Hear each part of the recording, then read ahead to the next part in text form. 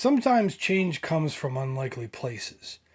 When we talk about the founding fathers of rock and roll, like Little Richard, Chuck Berry, Jerry Lee Lewis, Elvis, Buddy Holly, we forget that those guys needed someone to inspire them too. And that inspiration often came from a gospel singer from Arkansas, who is the absolute embodiment of the term Forgotten Fretmaster. Scorching lead playing, distorted tones, a booming voice, and incomparable stage presence all came out of a female African-American artist whose successful career was antithetical to the rest of the music industry of her era. And so, we will look at Sister Rosetta Tharpe next on Forgotten Fretmasters.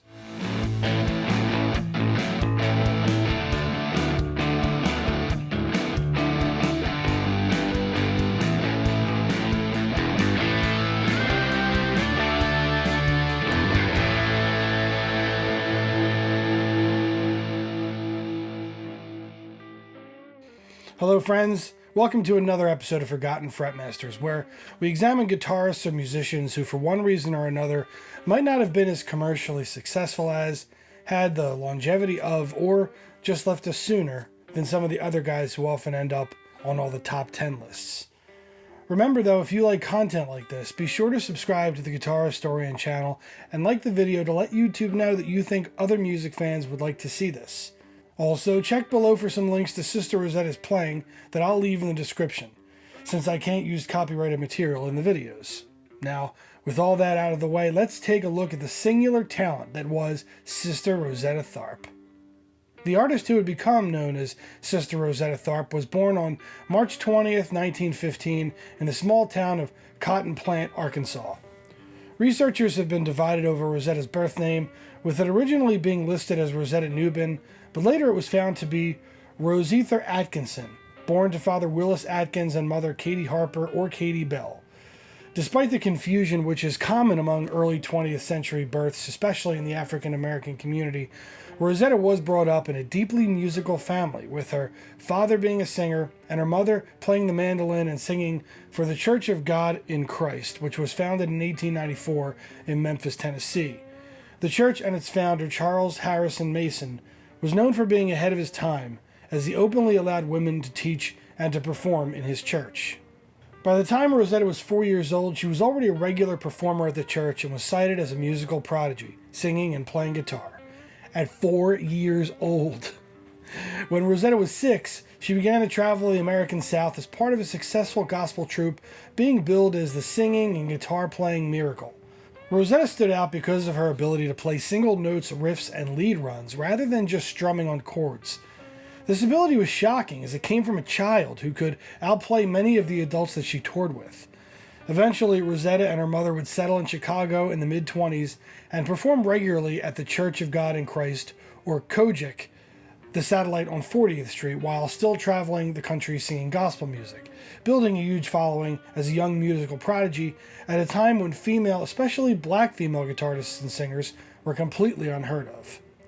When Rosetta was 19, she would marry COGIC preacher Thomas Thorpe, another musician who accompanied Rosetta and her mother on many tours.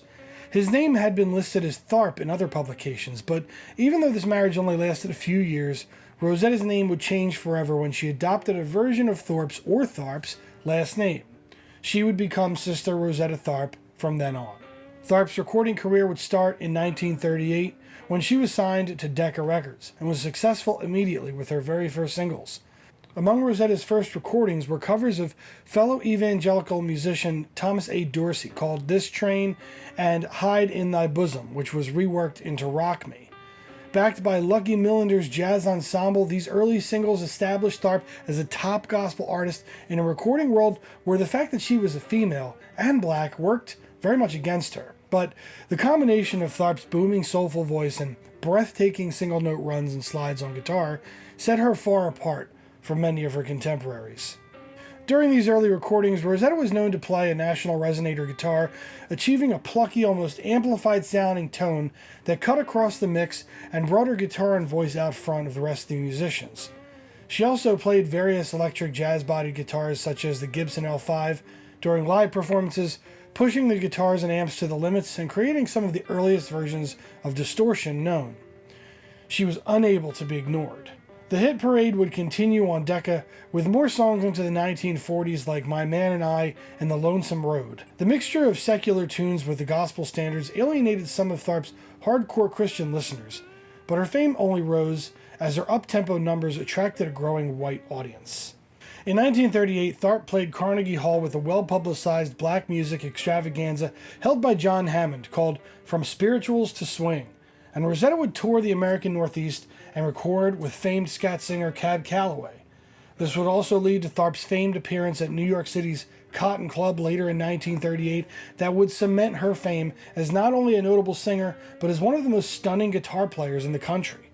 She found more success with her own singles Trouble in Mind, Shout Sister Shout, and That's All, recording again with Lucky Millender's Jazz Orchestra in 1941 and 1942. Tharpe would also be one of only 2 gospel artists that contributed to the war effort in the early 40s, recording several V-discs that were sent overseas for soldiers to enjoy. The V-disc program was a record label created so that music could be sent to the men fighting overseas in World War II and often featured special versions of many famous musical acts' greatest records. Other artists, in addition to Rosetta, who recorded V-discs were bandleader Glenn Miller, famed trumpeter Louis Armstrong, and crooner Frank Sinatra.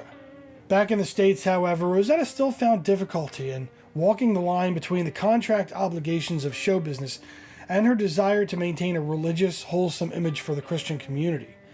In 1943, Tharpe considered ditching the more risque material that she was being forced to record to rebuild a strictly gospel career, but Decca sought to continue the success that she was riding with tunes geared more towards a wider audience. At the same time, Tharpe struggled to maintain a feminine image when she was often complimented for her ability to, quote, play like a man, which she often showcased in guitar battles at the Apollo Theater, in which she, of course, absolutely destroyed anyone who dared to try to match her skills. She had another massive hit in 1944 with the single Strange Things Are Happening Every Day, recording with Sammy Price, Decca's house boogie-woogie pianist, and featured blistering runs on her resonator guitar. This record is often cited as the first rock and roll record, with a familiar chord pattern, call and answer vocals, and is among the first that could say that it featured real guitar solos. It also showcased another huge part of Tharpe's appeal, her lyrical delivery.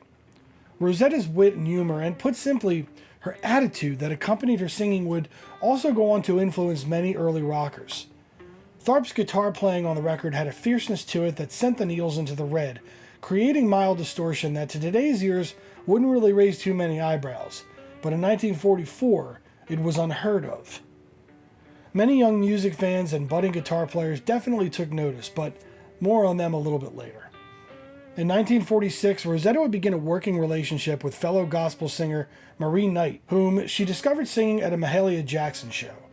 Tharpe would show up on Knight's doorstep a few days later, inviting her to go on the road with her.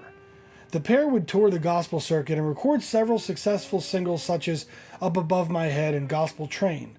But this success would be overshadowed by rumors that Tharpe and Knight were involved in a romantic relationship. Although she was married 3 times, it is generally regarded historically that Rosetta also did have relationships with women. My only comment is that doesn't really affect her influence as a guitarist or matron of rock and roll, and so it doesn't really matter in the grand scheme of things and doesn't diminish her musical chops. But her relationship with Knight was explored in a 2016 play called Marie and Rosetta that opened at the Atlantic Theater Company in New York. Anyway, right before the turn of the new decade of the 1950s, Tharpe saw a sudden downturn in popularity and Mahalia Jackson began to eclipse her. But her popularity in the gospel community continued to remain strong. So strong that Tharpe actually sold 25,000 tickets to her third marriage to her manager Russell Wilson, held at Washington, D.C.'s Griffith Stadium. With the new decade, Tharpe's live equipment also began to change. She started to ditch her resonator for the new electric equipment that was quickly becoming available in the early part of the decade. Tharpe had already been known to play the aforementioned Gibson L5, but with the advent of the solid body electric, Tharpe started to experiment. She is pictured with the fabled 1952 Gibson Les Paul Gold Top, which we know is the first year of Les Paul production, and featured a trapeze tailpiece that was notoriously hard to play on. For more on this model, you can see Buddy Holly's dubious flirtation with the 1952 Les Paul here, in my episode of If Guitars Could Speak. But probably in 1961 or 62, Tharpe would pick up the guitar that she would become best known for in her later career, the newly styled 3-humbucker Les Paul Custom, which featured the devil-horned profile that Les Paul himself rejected, forcing Gibson to rebrand the guitar as the SG 2 years later in 1963. This was a white guitar with gold hardware, a sideways vibrola arm, a beautiful bound neck, and a dressed-up headstock, and it's an absolute knockout, one of my favorite Gibson designs ever. Rosetta would spend the 50s and 60s continuing to play live and spread the gospel word, becoming known as an artist from the formative years of rock music. In 1957, she moved right here to Philadelphia, Pennsylvania, purchasing a home on Master Street in the city's Yorktown section where a historical marker would later be placed. Her later career laid the groundwork for her becoming accepted as a founding mother of rock and roll and a huge influence on the musicians to come, as early rockers like Chuck Berry, Jerry Lee Lewis, Elvis Presley, and Johnny Cash began to do interviews outlining their influences. Sister Rosetta's name came up very often. Cash even mentioned her during his speech as he was inducted into the Rock and Roll Hall of Fame. Tharpe is also mentioned amongst many disparate performers who often look to her fearlessness on stage and her presence as an influence on their careers, with such artists as Tina Turner, Meat Loaf, Neil Sedaka, and Karen Carpenter all citing Sister Rosetta as an inspiration. It would be Tharpe's influence on the rock and roll movement that would drive her last days. In an interview, she was reported as saying, quote, "Oh, these kids and rock and roll. It's just sped up rhythm and blues. I've been doing that forever." Tharpe's life would end after a series of medical issues, including the amputation of her leg due to complications from diabetes and a series of debilitating strokes. She was set to record on October 10th, 1973, but she didn't make it to the session. A final stroke on the day before, October 9th, 1973, would end her life at Temple University Hospital. She was buried at Northwood Cemetery, also in Philadelphia, on Haynes Street in the West Oak Lane section of the city. It's hard to overstate Sister Rosetta Tharpe's influence on the way early rock and roll was presented by those artists like Berry, Cash, Lewis, Presley, even Buddy Holly and Bill Haley. Going back and giving a listen to some of those early hits immediately makes clear that Rosetta's singing style and attitude, fearlessness, and scorching lead guitar licks were cornerstones that were literally decades ahead of their time for any artist. Strange Things Are Happening was released in 1944. 1944! Yet there are so many recognizable pieces to the early songs of rock and roll that it's almost shocking.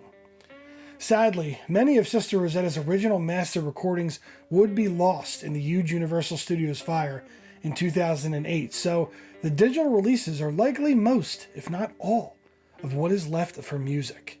Sister Rosetta would finally get her day in 2018 when she would finally be inducted into the Rock and Roll Hall of Fame as an early influence.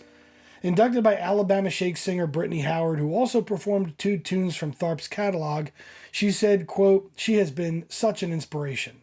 I hope this spotlight helps people discover what so many of us already know, that she is one of the greatest artists of all time." Looking back on a massively successful recording and touring career and some damn fine guitar playing, it's hard to argue with that assessment. But that's another episode of Forgotten Fretmasters. Thanks so much for joining us once again, and remember to subscribe to the Guitar Historian channel for the previous 11 episodes of this series, in addition to over 20 episodes of my other series, If Guitars Could Speak. Also remember to check the description below for links to some of Tharpe's recordings and performances so that you can see this iconic artist in action. Thanks for watching, and we will see you next time.